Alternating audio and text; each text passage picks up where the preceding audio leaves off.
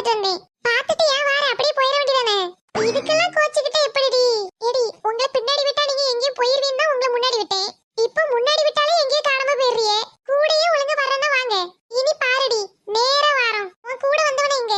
ஐயோ இந்த கழுத பையன் வேற சும்மா பேபேன்னு பேக்கு மாதிரி எங்க முடிச்சிட்டு இருக்காண்டி. அவன் எதுக்கு அங்க நிக்கான்னு தான் தெரியல.